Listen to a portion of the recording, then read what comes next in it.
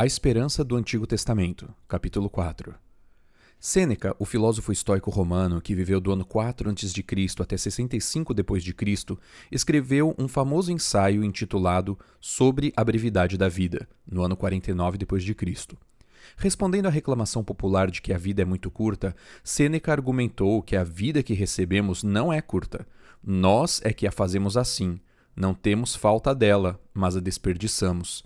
Ele explicou que a vida é longa o suficiente e foi dada em medida suficientemente generosa para permitir a realização das maiores coisas se tudo for bem investido. Da perspectiva bíblica, é realmente uma bênção ter uma longa velhice.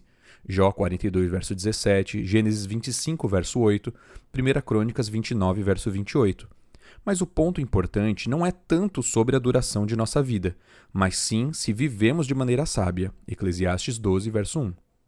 O Antigo Testamento emprega várias metáforas para descrever a brevidade e a fragilidade da existência humana. Por exemplo, o rei Davi declarou que o ser humano é como um sopro, os seus dias são como a sombra que passa.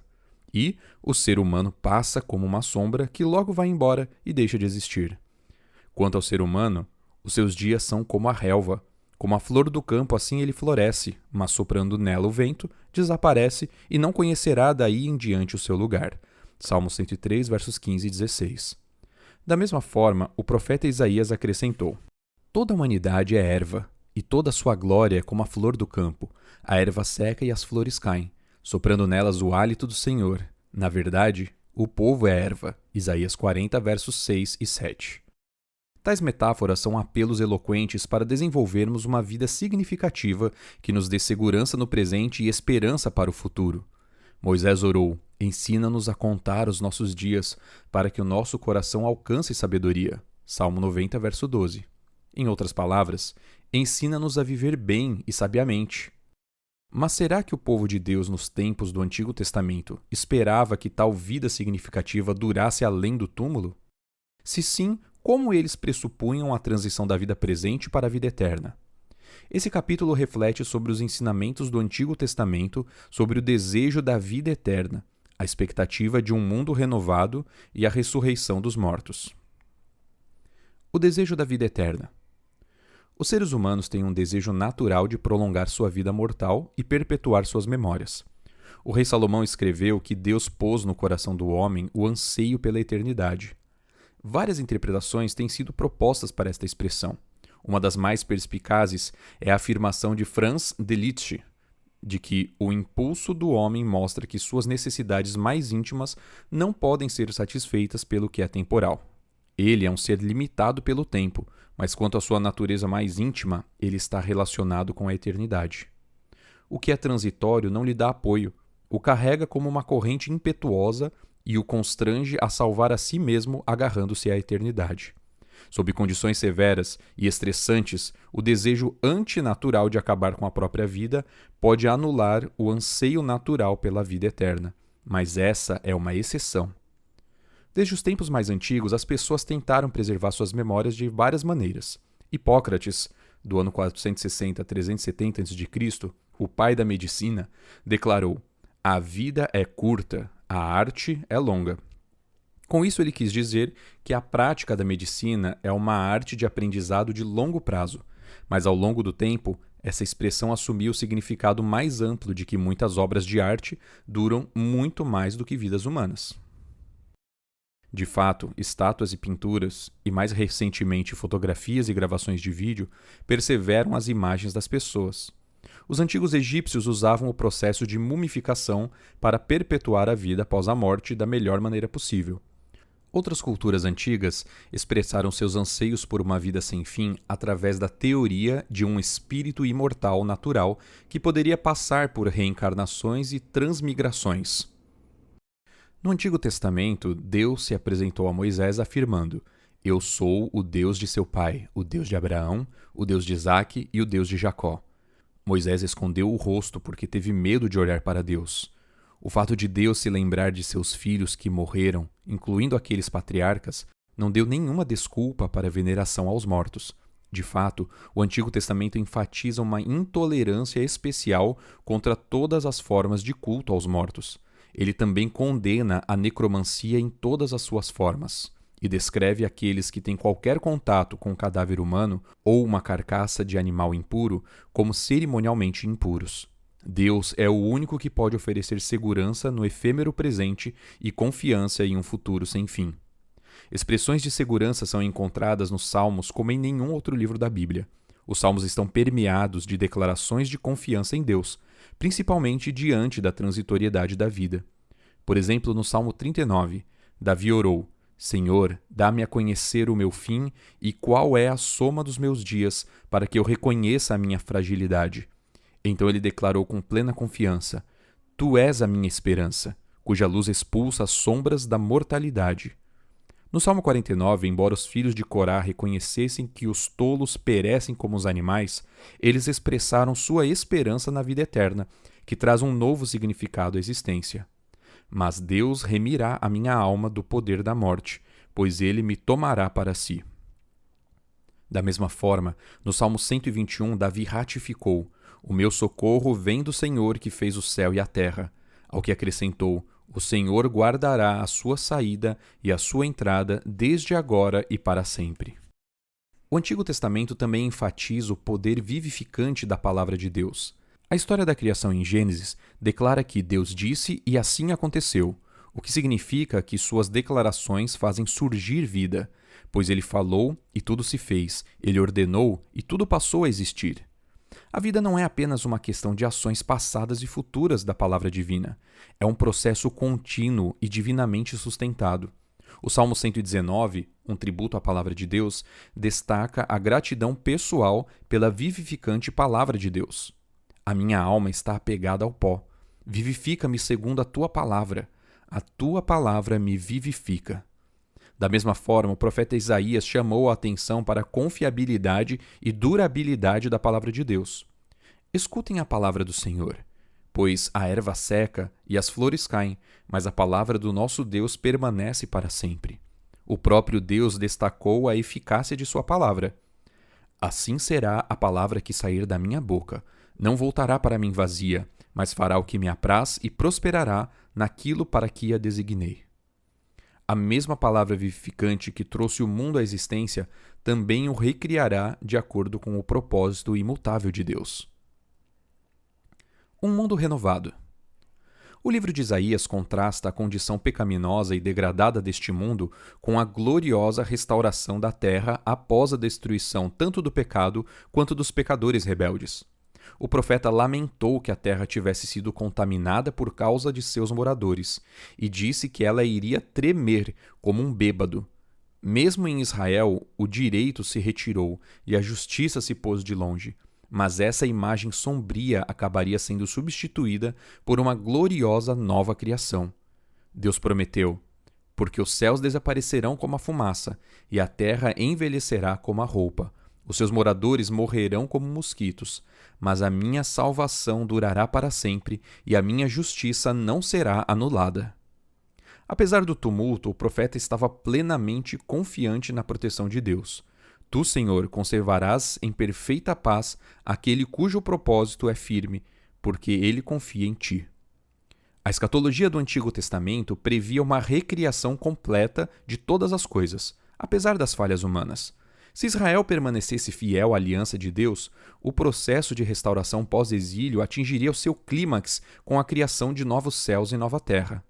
A Nova Jerusalém se tornaria uma cidade de regozijo, e nenhuma voz de choro ou clamor jamais seria ouvida.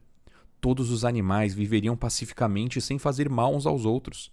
Enquanto isso, a expectativa de vida humana aumentaria significativamente, e qualquer um que morresse aos 100 anos seria considerado jovem. Infelizmente, não aconteceu como esperado, mas graças ao fiel Messias, o plano de restauração de Deus será totalmente consumado. Então Deus destruirá a morte para sempre, e enxugará as lágrimas de todo o rosto, e os justos mortos serão ressuscitados, e então todas as coisas serão restauradas à sua condição original.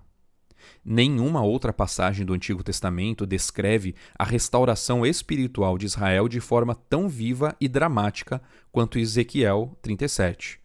Este capítulo descreve a visão de Ezequiel de um vale cheio de ossos muito secos. O Senhor primeiro ordenou que ele profetizasse para os ossos desordenados, dizendo-lhes para ouvir a palavra do Senhor. Depois que ele fez isso, houve um ruído, um barulho de ossos que batiam contra ossos e se juntavam, cada osso ao seu osso. Eis que apareceram tendões sobre os ossos, cresceram as carnes e eles se cobriram de pele, mas não havia neles o espírito. Então o Senhor pediu a Ezequiel: profetize ao espírito para que venha dos 4 ventos. Quando o profeta fez isso, o espírito entrou neles, e eles viveram e se puseram em pé. Formavam um exército, um enorme exército. Inegavelmente, essa visão transmitiu o ideal de Deus de renovar a vida, restaurar e reunificar Judá e Israel em um único reino. No entanto, ele também descreve de alguma forma o processo de ressurreição pelo poder vivificante da palavra de Deus, da mesma forma como Adão foi criado.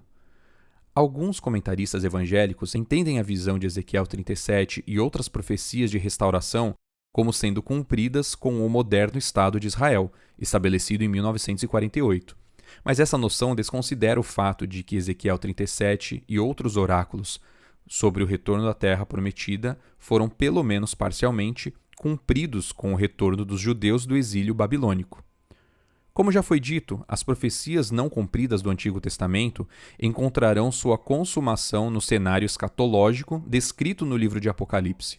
Portanto, conforme indicado corretamente por Hans K. La Rondelli, o Novo Testamento é a interpretação oficial de Deus e a aplicação oficial do Antigo Testamento. Logo, é biblicamente injustificável aplicar incondicionalmente qualquer bênção da antiga aliança ao moderno Estado de Israel no Oriente Médio, como se Cristo ainda não tivesse aparecido e o Novo Testamento não tivesse sido escrito. Seus mortos viverão. O plano da redenção foi estabelecido por Deus para neutralizar e reverter os efeitos destrutivos do pecado, restaurando a terra, incluindo todo o meio ambiente e a vida, à sua perfeição original. Isso deve incluir não apenas a erradicação final da morte, mas também a ressurreição dos filhos fiéis de Deus que descansam no túmulo. A ressurreição dos mortos é um conceito que se desdobra em todo o Antigo Testamento. O livro de Hebreus nos diz que Abraão estava disposto a sacrificar seu filho Isaque porque acreditava que Deus era poderoso até para ressuscitar Isaque dentre os mortos. O patriarca Jó expressou sua confiança em uma ressurreição pessoal quando declarou: porque eu sei que o meu Redentor vive e por fim se levantará sobre a terra. Depois, revestido este meu corpo da minha pele, em minha carne verei a Deus. Eu o verei por mim mesmo, os meus olhos o verão, e não outros. O conceito de uma ressurreição pessoal também é evidente no livro de Salmos. Por exemplo, no Salmo 49, o salmista não apenas reconheceu que a vida eterna não pode ser comprada, mas também expressou sua confiança em uma renovada existência pessoal e corporal. Mas Deus redimirá a minha vida da sepultura e me livrará para si. No Salmo 71, verso 20, lemos: Tu que me fizeste passar muitas e duras tribulações, restaurarás a minha vida e das profundezas da terra de novo me farás subir. Marvin Etachi explica que nesse texto o significado literal da linguagem não deve ser forçado, mas quando lido como a oração de uma pessoa em idade avançada, aponta para uma restauração da vida semelhante à ressurreição, na qual a linguagem do submundo e a restauração da vida são usadas em relação aos problemas calamitosos dos vivos. Isaías 26 é uma das passagens mais importantes do Antigo Testamento sobre o destino humano.